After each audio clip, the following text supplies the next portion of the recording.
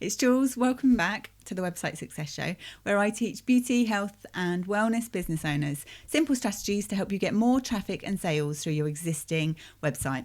With my content and programs, I'm focusing on solving 4 core problems that hold many business owners back. Number 1 is visibility. Getting your business to show up when people are searching for what you offer, whether that's on Google, in Maps, or even through AI tools. Number 2 is turning website visitors into real bookings and sales. Number 3 is breaking free from social media dependency and marketing your business in a calmer and more sustainable way.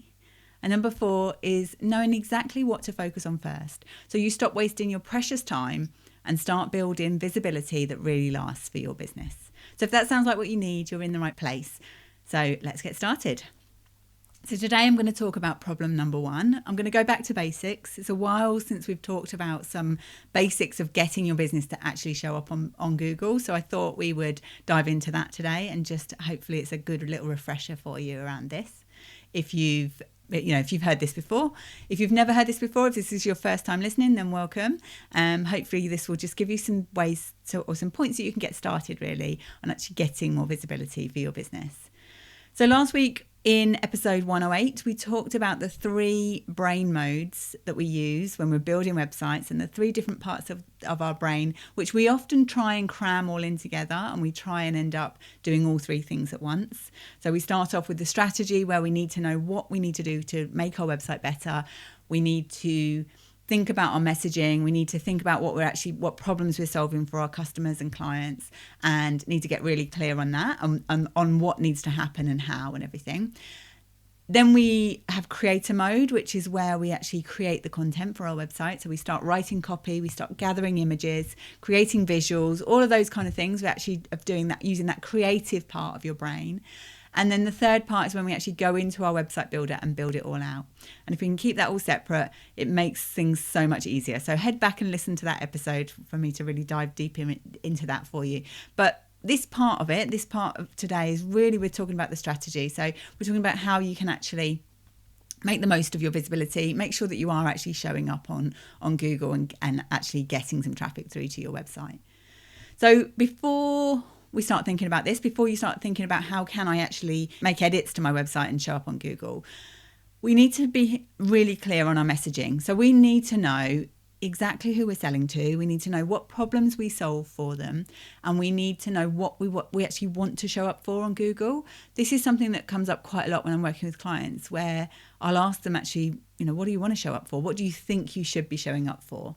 And they don't always necessarily know. And I think if you don't spend some time thinking about this, then it isn't always obvious what to actually want to show up for, unless you are, if you're a salon or something and you have a particular type of facial and you want to show up for that type of facial in your area. And even with this, often salons haven't thought about that. They haven't necessarily thought, or just even taking some time to get that into something like a Google Sheet, or get that written down somewhere so that you know what you're trying to achieve. It's a bit like setting goals, I suppose, really. This is setting goals for your website. These are the things that we want it to do for us. This is what we want to happen. And I think if you don't do that, then you don't know what you're actually aiming for. You don't know what you're trying to show up for. So you don't know when you've actually got to that point where it's working for you. So we decide what search terms we want to show up for. And then we decide what page of our website is the most appropriate page to show up for that search term. And we're at a better situation now, where we don't actually have to specifically align every page with one keyword. Yes, we try and have a focus keyword or a key phrase, the things that people are actually typing into Google when they're looking for businesses like ours, or they're looking to solve a problem. But everything is so much smarter now. Google is so much smarter. I'm going to come on in a minute to how Google actually works. So it can understand the context of things. So it can understand that if you're talking about facial treatments, then probably if something is mentioning hydration for facials or for faces, or skin rejuvenation techniques, those kind of things, Google will understand that those 2 search terms are related to each other. So mentioning those on your page, you could still be showing up for things that you aren't actually mentioning on your pages if they're closely related, and if Google understands that relationship between them, really. So we'd think about that. We'd think about a target that we want to show up for. And then we would think about what page of our website is most appropriate for that. And if you're not sure, if you think, okay, I know I want to show up for hydrating facials in my location, but you're not sure which page of your website is most appropriate, what I would suggest doing is go to Google and type that search term in and see what kind of pages show up. If you're seeing mostly services pages there, then that means one of your services pages would be the best one to optimize for this. If you're seeing loads of other salons' home pages there, or loads of blog articles or something like that, that might suggest that Google thinks this search term's got a different search intent. So people are looking for something different than what you maybe are thinking that particular search term should show up for on Google. And that really gives you a good idea of what kind of content you need to be creating on your pages, what kind of page you need to be selecting as wanting to show up for that keyword. And then when you do that, then you need to optimize that particular page. And that's as simple as it is. It's not easy necessarily, but it is simple in terms of what do I want to show up for? Which page on my website is the most appropriate for that search term? How do I optimize that page really and go through and actually optimize it?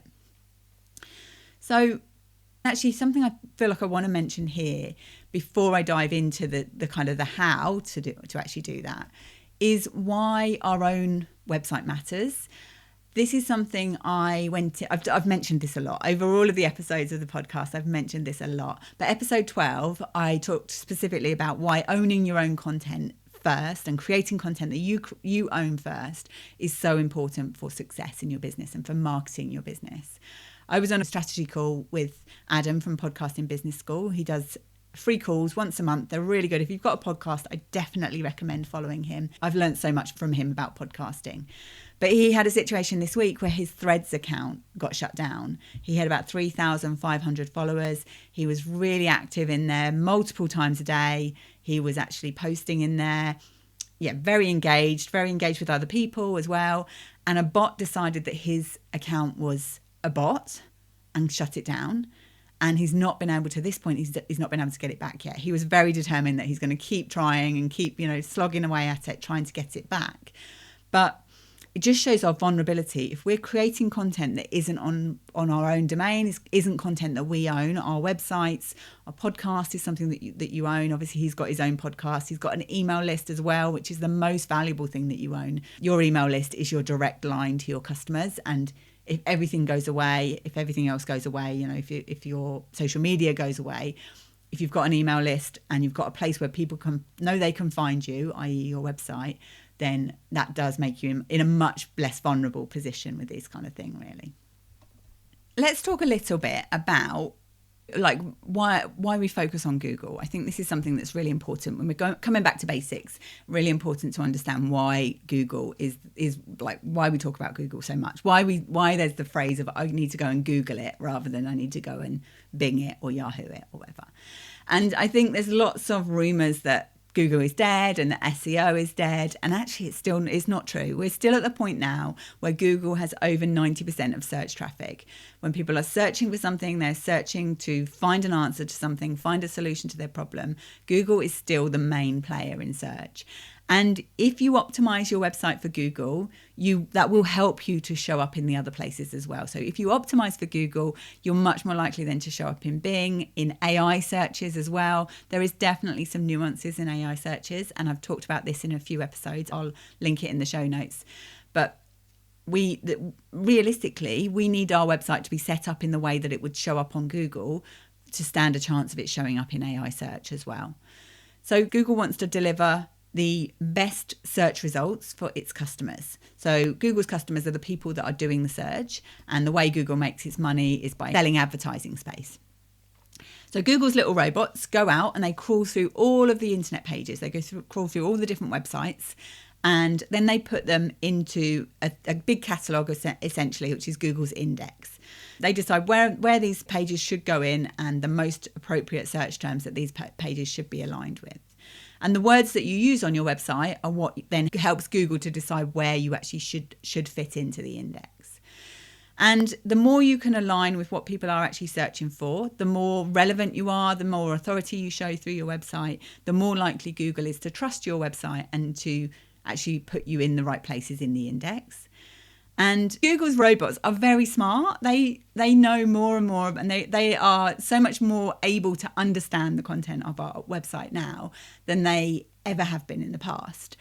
But they still need the content on our website to be arranged in ways that are logical and make sense to them, and that they can read it ultimately. It's a machine that's going through and reading. It's not real robots sitting there, but it's a machine that goes through and reads your website. And this is one of the big things that I think a lot of business owners miss out on, really, is making sure that your content on your website is set up in a basic way that helps Google to understand it better. We want to make sure that our pages aren't competing against each other as well. So Google knows if it goes to your website and reads through all your content, if it can read the content well, we don't want to then have two pages where Google's not sure which one of these pages is the most appropriate for the search term. Otherwise, that's then neither of those pages is going to do well. And Google will go off and choose another page that has much stronger signals about it being relevant to that particular search term. So when we're talking about page structure, the things that we need to do, this is what we need to do as we're actually adding content into our website, as we're building things out in our website builder, we need to lay it out in a structured way. If you think of it like an English essay, so when we were back at school, if you were writing an English essay, you would have one heading and then you'd have subheadings within that, and then maybe you'd have subpoints within those subheadings, and then main sort of paragraphs. And this is what we want our page structure to be about. So we've decided what we want this particular page to show up for on Google. The main H1 heading, so when you look at your website builder, you'll see little boxes that allow you to set H1, H2, maybe a bullet point list or paragraphs or a quote or something like that. This is something you'll find in your website builder. And unfortunately, they kind of set us up to fail with this a little bit. So they set us up and we tend to use it for styling. A lot of websites that I see, and it's a way I can often tell if a website's had any SEO thought at all or has been set up in an SEO friendly way, because quite often the styling and the page structure and the heading structure is a real mess. And you can definitely see that it's not been given some thought how to actually make the most of it, really.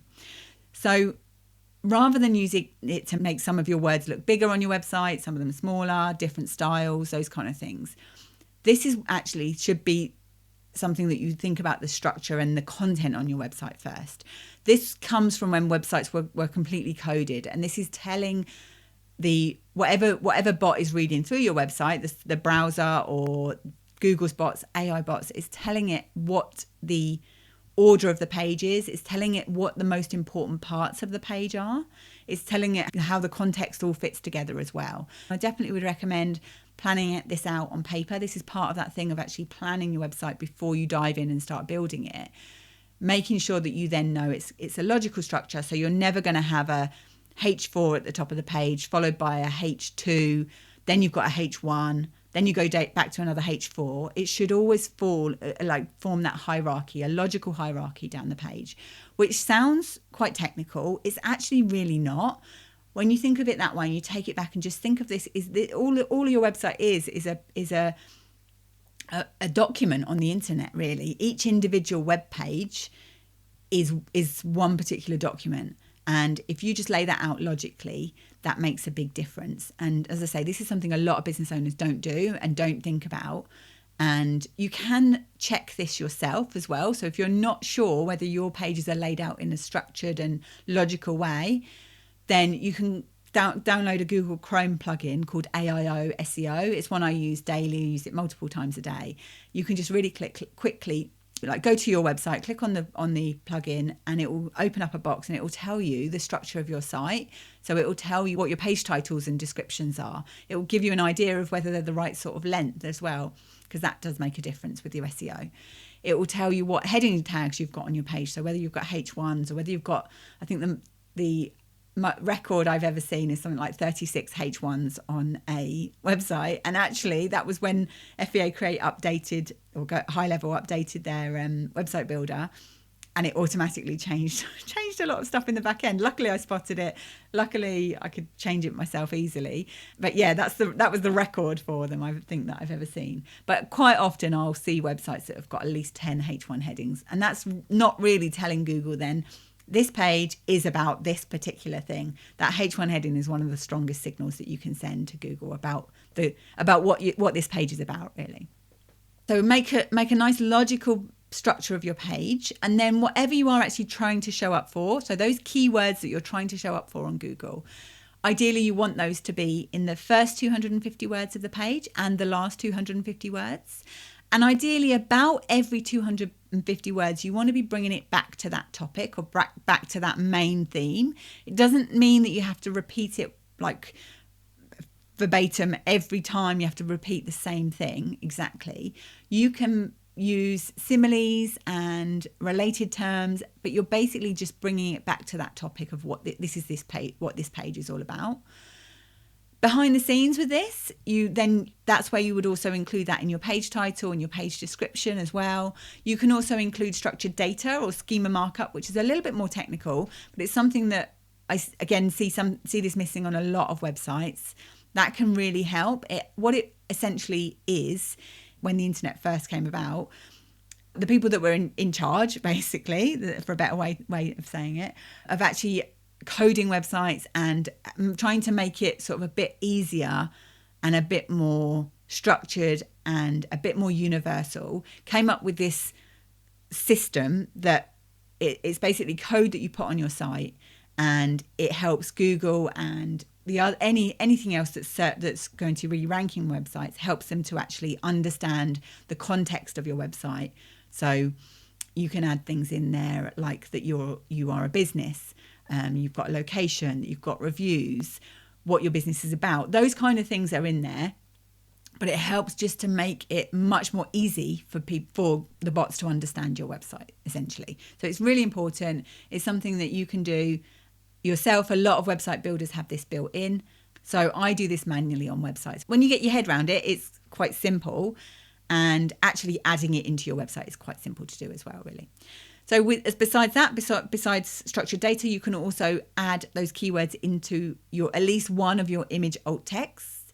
So when you're adding images to these pages, make sure that they do actually make sense for the context of the page as well. I often give the example of if it's a salon page and you're writing a section about facials, then don't have a picture of somebody having a pedicure next to it, because it's an immediate disconnect.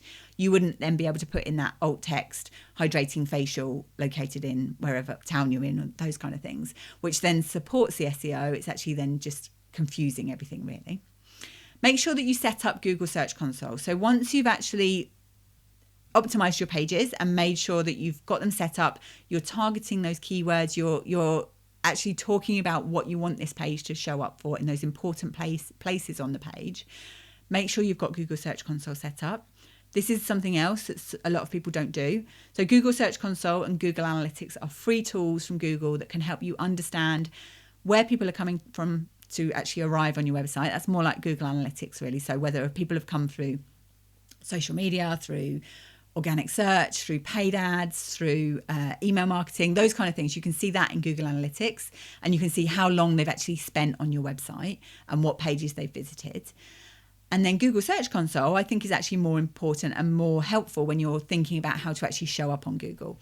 Google Search Console tells you what people have actually typed into Google that has led them through to either your website being shown in the search results pages, even if it's being shown on page 3 or 4 or 5, as well as what has actually encouraged them to click through to your website. It tells you the average position that your website is showing up for in Google as well for that particular search term, which I think is really helpful because it helps you to know where to focus first. And it shows you the things that Google is associating with your website, as I say. And more importantly, I think it shows you what it's not associating. So if you've got a really important search term that you know your website should be showing up for, your customers and potential customers should be able to find you on Google for this particular thing. And if that's not showing up in Google Search Console, that Google is associating that with your website, that's a really good reminder that you need to focus on that. You need to work out which page of your website should be showing up for that, or is the most appropriate to show up for that, and then make sure you've optimized that page for that particular search term.